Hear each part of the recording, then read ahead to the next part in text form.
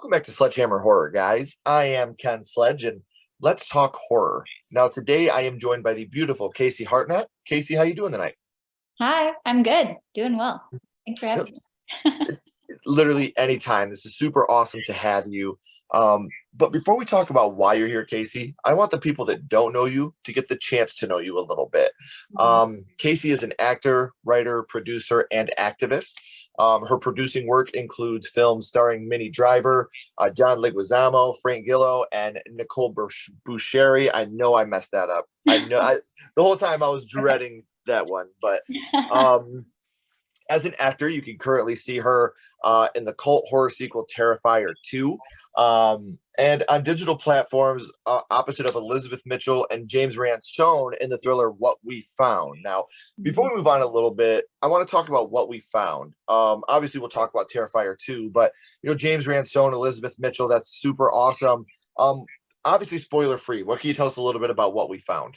Yeah, so it's a thriller about a teenage girl, a senior in high school who goes missing. And so the whole film is about them trying to figure out what happened. And I play her best friend, and Elizabeth Mitchell plays the police captain, who she's also my mom in the film.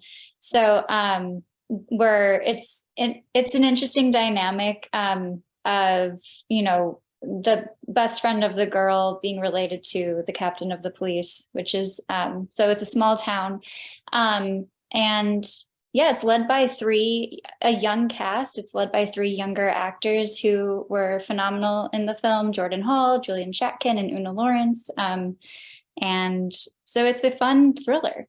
It's really what it is. And where can people find this to watch it now?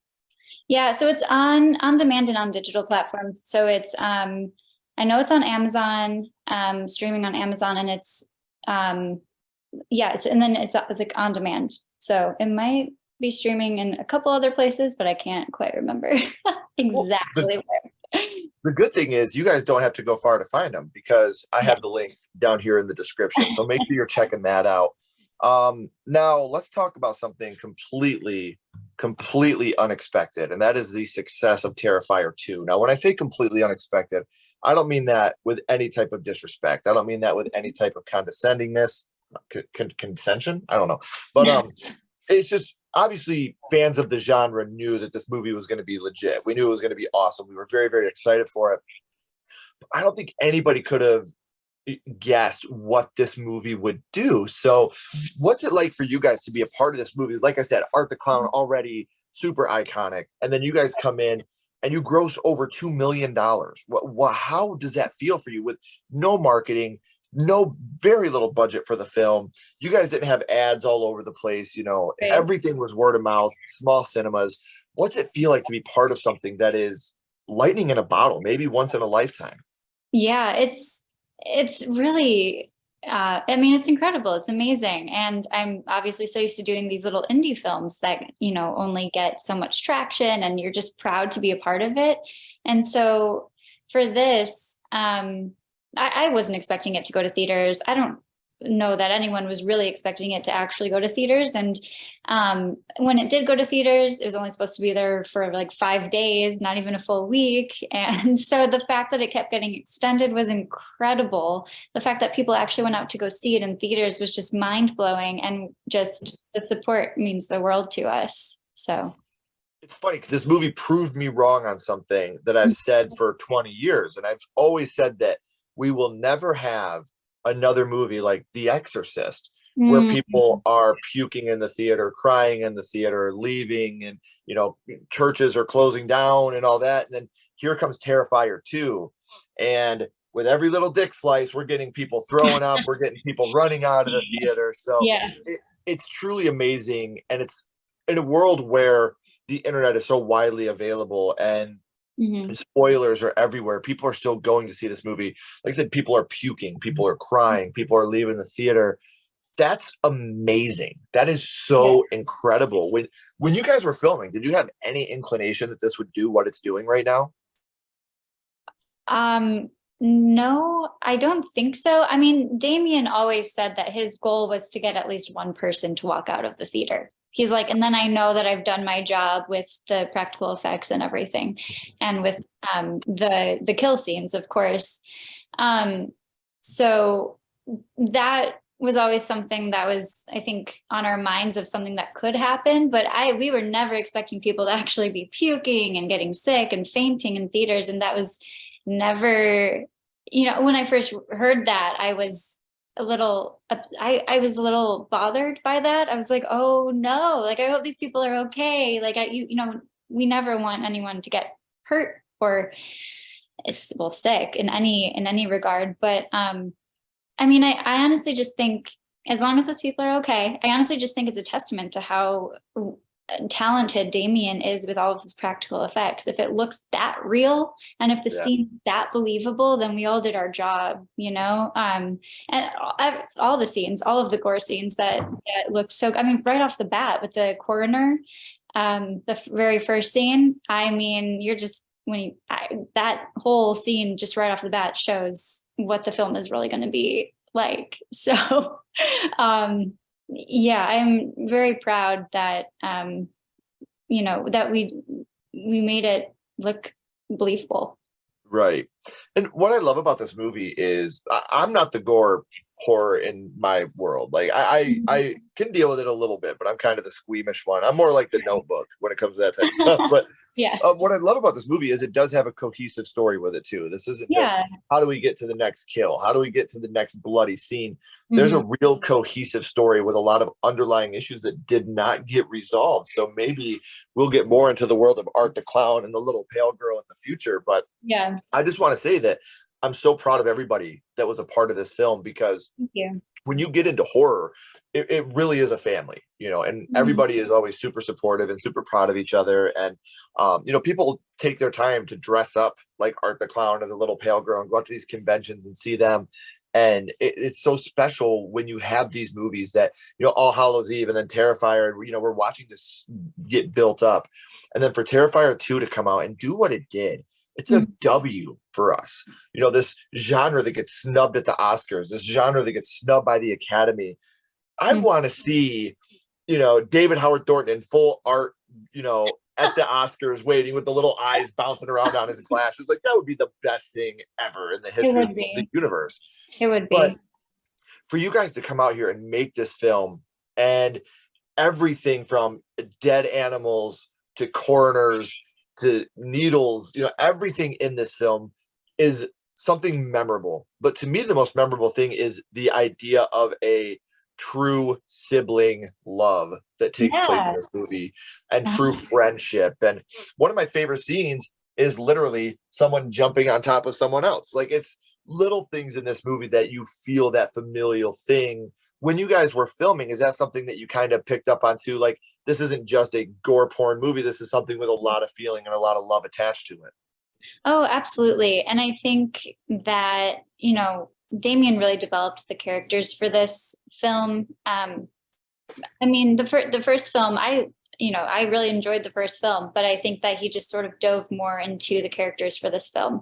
And you can really, it really shows. There's a lot of evidence there that he put a lot of thought into these characters, because the siblings and their family dynamic is so on point. And I mean, even like me, Lauren, and Kaylee, for our friendship, for just these girls being high school, like friends in high school, I feel like it just clicked, and we were able to bring a fun dynamic to that friendship. And so I think, I do think that all the characters in this, and feeling that love, and everyone just got along so well. And I think everyone was just knew we were in it for the passion project of this indie film. So that community alone, there was love on and off set all the time. So it was just a really nice dynamic with everyone involved.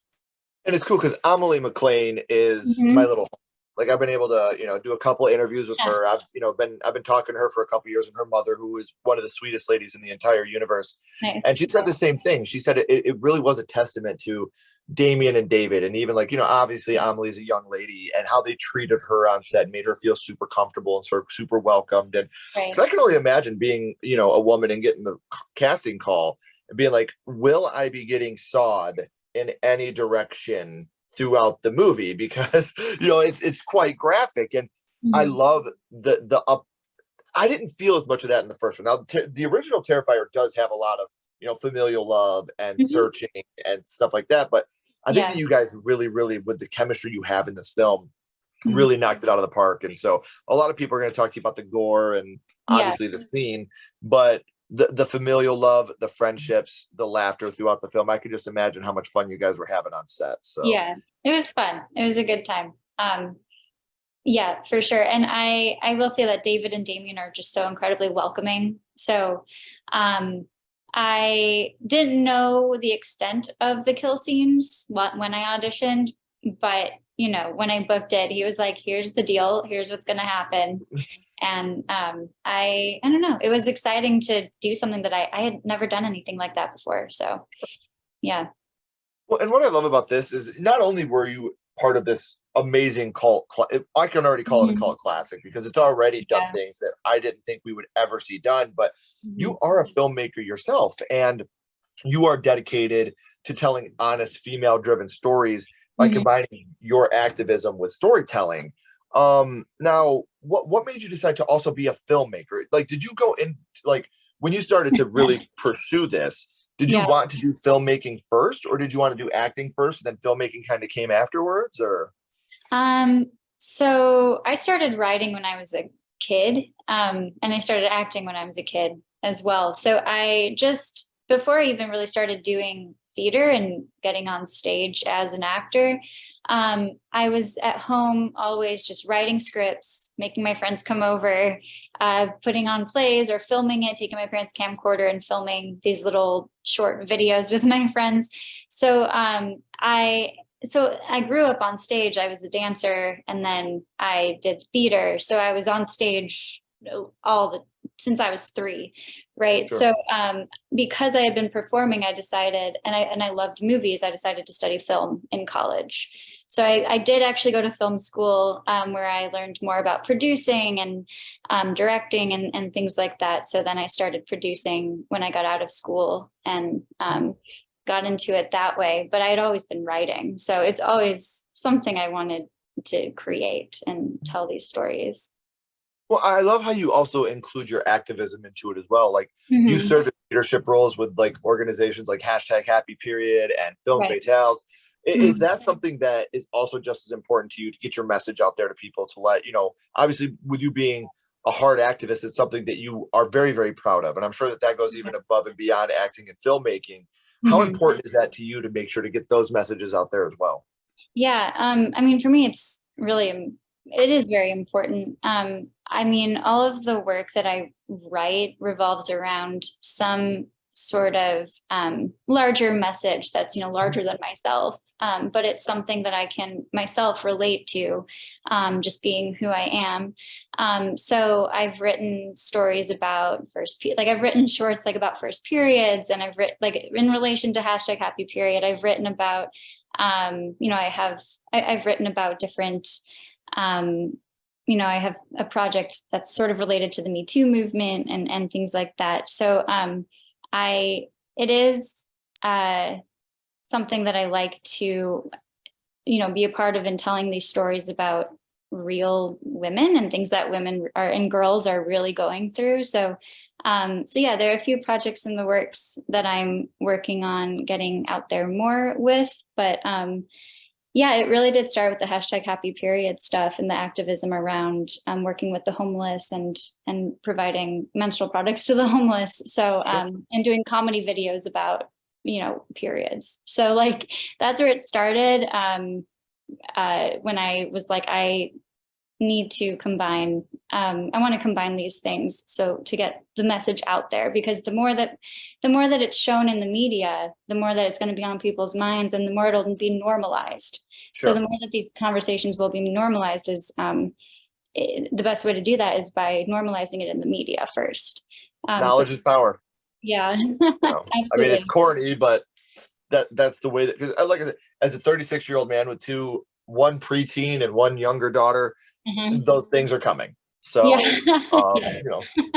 I need the GI Joe the more you know star right now, because Right. it's a hard time for dad. But It's going to the, be interesting.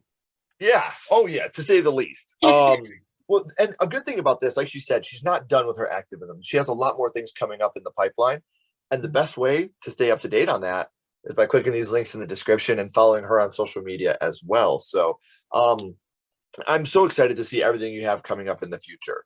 But now, Casey, here for a second, I want to go back to the past. Being involved in Terrifier 2, a movie that has shattered records. That wouldn't happen probably if you didn't start with horror somewhere. So I want to talk about the movie that got you started in the horror genre, your first horror movie. And Casey, the first horror movie you watched was The Grudge. Yeah. What a amazing start to horror. Um man, oh man. Do you remember about how old you were the first time you had seen The Grudge? And I'm assuming this is the first one with Sarah Michelle Gellar. Yes. Okay. The first one. I was 11. I was either 11 or 12, but I watched it. I remember coming home from dance class one night and I was like, I'm gonna watch this movie. And I just sat down, watched the movie like in the dark by myself.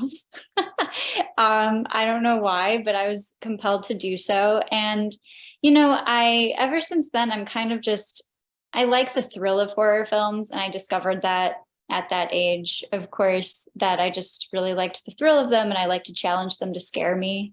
But yeah, and I remember the next day my brother, I think he must have known that I was watching it because I remember when he came into my room the next day and he did the like thing like right next to my head, like to wake. And I just reached over and like slapped him. I was like, don't do that.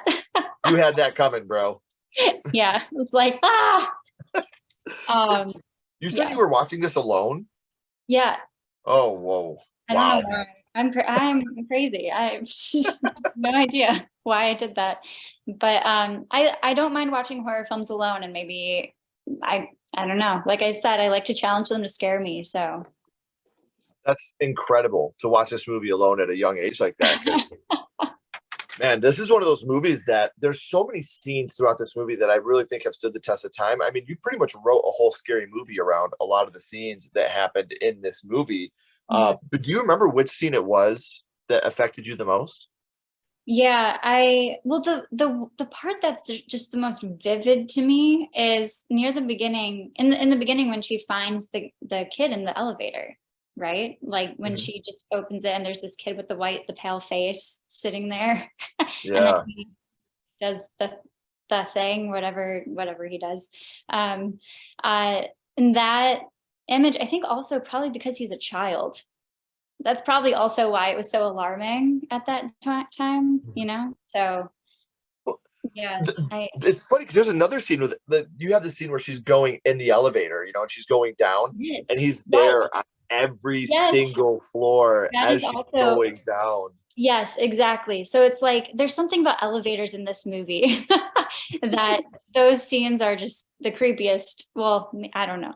To me, they were pretty creepy scenes, but Yeah. yeah, the elevators are significant.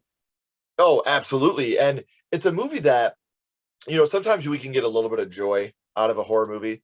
This is Yeah, not the case. This movie is dark as shit. So it this is. next question is a really hard one for me to ask, but do you remember what your favorite scene from The Grudge would be? Well, when she's in that, what's happening? She's like in that office building, right? I really think that, and like when like you're talking about like her going down that elevator, I really do think that moment because she's alone and that is so freaky, and that is The, what stood out to me is there's that other moment right there in that office building when she's looking at the video monitor and oh you yeah, see the shadow yeah, start to move right there. Like of there's course, so many little, obviously when people talk about this movie, they talk about the or of course. you talk about the little boy that meows. But Uh-huh. a lot of what this movie did with those type of scenes, I think are super effective. And those are the ones that, especially when you watch again as an adult, you're like, wow, that looks really, really good for how Yeah, they did those scenes. yeah, Um, that's what so stood out to me. Yeah. yeah, I completely understand where you're coming from there. Now, is this a movie that you like? gravitated to after you'd watched it? Was this one that you were like, wow, I have to watch this again? Or was this kind of like a, yeah, I'll stay away from that one for a little bit? No, I have watched it again. I can't remember. I don't know how many times I've seen it. But no, I definitely was like fine to watch it again. Right. And Well, I and think too, yeah, because if I hadn't watched it again, I wouldn't remember from when I'm 11. Sometimes some of the films I saw when I was 11 and I watched it again, I'm like, oh my God, yes, this Mhm. scene. Um, so there are things that definitely get, that your brain brushes over a little bit in your memory. And this movie definitely has that obligatory one of my things, and I feel it's kind of cliche now, but it's still just so scary to me. Anytime you're naked and something bad Mhm. happens, it's Oh my God, that's terrible. my worst nightmare. Literally my Yes, worst nightmare. when she's in the shower and the other hand is in her hair, when she's Hmm. do it like, Yeah. no, no, Ugh. like I go back to What Yeah. Lies Beneath, I go back to Psycho, and these Uh-huh. moments where you're naked Right. in a shower or a bath and something's happening. It's like, Yeah. listen, kill me if you want, but at least cover my wiener. Like, Hmm. give me a little bit of dignity here. And it might be because of The Grudge. The Grudge probably more so than Psycho, because I think I saw The Grudge. I mean, obviously saw The Grudge when I was Right. younger than whenever I saw Psycho. Um, and so, but that is a legitimate like fear of mine. Yes. Like dying naked. I'm just like being killed, like while you're in that vulnerable state. Which is also funny about Terrifier because, not naked, but not But yeah, wearing a giant sweatshirt either. and it's amazing how these things can come back, and like even horror movies that we're a part of can play on the biggest fears that we have. Right. Um, and this movie, it really does transcend a little bit, because I also think it does something that Scream started very, very well, and that is Mhm. introducing us to somebody we know and then killing them very quickly. With the Bill Pullman death at the very beginning of the film, he just falls over the balcony. Right. The deaths in this movie are few and far between. You don't have very many graphic deaths, but do you know which death it was that stuck with you from The Grudge the most? Ah, oh gosh. I mean, the the bathtub. I mean, that's near the end of the movie, right? Hmm. Where the person's found in the bathtub. Yeah. Yeah, that is the image that yeah. Hmm. That's the one that stands out. Well, and you almost have an idea throughout the whole movie that we're not going to have a happy ending anyway. Of You know, course.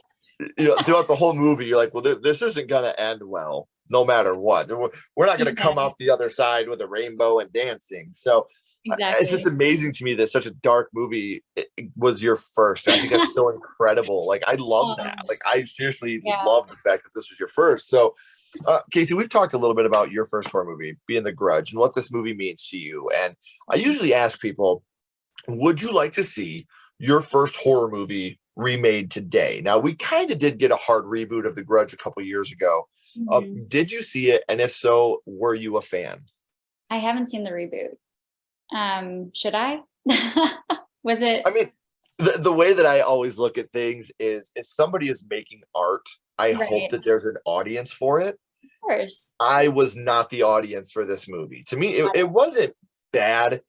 It Mhm. was just forgettable. There's nothing about this movie that sticks out. Right. And you don't, I don't want to spoil anything just in case you do end up watching it, but you could have called this movie literally anything else and it would have made complete sense. There's nothing about this movie that connects it to anything about the Grudge and the backstory and, Yeah. everything that comes along with it. Nothing about this movie has any connective tissue to that. So Yeah. that's the one thing for me that was just like, they kind of looked like to me like they made a movie and then they're like, hey, how about we throw this name on it? You don't even have to have any of the old characters, or you don't even have to have the villain. Just do it. Yeah. Lynch stays in it. It'll sell tickets.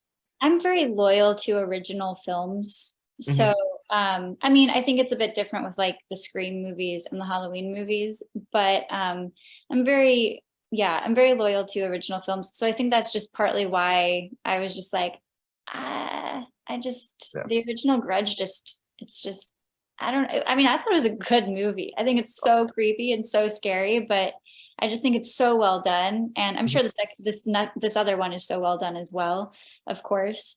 But there's something about, I don't know, feeling loyal to that first. to that first And like one. I said, if you watch it, you'll walk away from it going, what the hell does that have to do with The Grudge? You don't even have, I can't, okay, I'm stopping right there. Okay. So we know that The Grudge was your first horror movie, and obviously it's a very important movie to you and the fabric of your life. But now my little buddy Ghostface is here, Casey, and he has a question for you. Okay. What's your favorite scary movie, Casey? What is your favorite horror movie of all time? So, I mean, this is such a good question, but I always go back to The Others. Oh, Yeah, people are never expecting me to say that, but I really love the paranormal and I really love like ghost stories and spirits and things like that. So, and there was something about just like the twist in that movie that really got yeah. like, I don't know, there was something about it that I just thought that movie was so fun. And I love twists and, throwing you a curveball there. I So, really went into that movie blind. And, mhm, to see what happens there, like, obviously, I'm not going to spoil anything. That's not my nature, but you're like, right. wait a minute. Like it definitely took me by surprise the first time I had seen it. So I Yeah. love the choice. That's a very good choice. Yeah.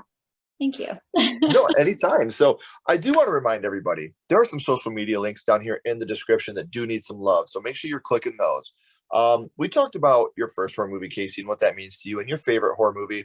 But we're at the end of the third act. The credits are about to roll and the curtain's about to drop. But before that happens, I always end this with the same question. I think I know the answer, but according to my script, I have to ask. Mhm. We're going to bounce back to The Grudge. And what we're going to do now is rank this movie on a skull count. Now, we're not ranking it on acting, production, score, direction, nothing like that. What we're doing here, Casey, is strictly ranking this movie on how much it affected you on Mhm. your first viewing. So, zero skulls being not effective, five being extremely effective. You can use half and quarter skulls anywhere in the middle. Casey, what would your ranking of The Grudge be? I mean, I really do think I could give The Grudge a, a solid four skulls. Yeah. And Yeah. for it to stick with you for that long, and holy shit, to watch The Grudge as your first horror movie is just so insane to me. Yeah, I was watching House, 1988, Roger Cobb, like that was Right. my first horror movie. I at least got to laugh a little bit. I didn't Yeah. go in balls deep with cheating wives and husbands breaking necks and drowning kids and cats and shit. I'm like, wow, this is insane. But I I, know. Yep. but it's so awesome to me because horror really is a universal language. Like I was saying earlier, you get people that will spend days and hundreds of dollars to dress up as their favorite horror icon, horror villain, and go to these cons, just to see them. You don't get rom-com con. Me and my wife won't dress up like the two people from The Notebook, and I'm like, if you're a bird, I'm a bird. Like we're not going to do that, But horror is that amazing to all of us that we are willing to do that and spend the time and travel to do this. And you're a huge part of this now. Terrifier 2 is a movie that exceeded every expectation that was set for this movie, even though we knew it was going to be amazing. It's Art the Clown, it's Damien, it's David. You're bringing in this amazing young cast with a bunch of awesome people that are going to be super important to the, not just right now, but to the future with what they're doing now. And we knew it was going to be great, but we didn't know that it would catch fire the way it did. So you've cemented your legacy in the horror genre. So to be able to have this conversation with you was super important to me, and it's super valuable for me. So thank you for taking your time to come and let me know how horror started for you as well. Thank And you. no, anytime. So Casey, please don't go anywhere. I do have a couple more questions for you. Great. Everybody else, as always, keep talking horror, stay what you are, and we'll see you guys soon.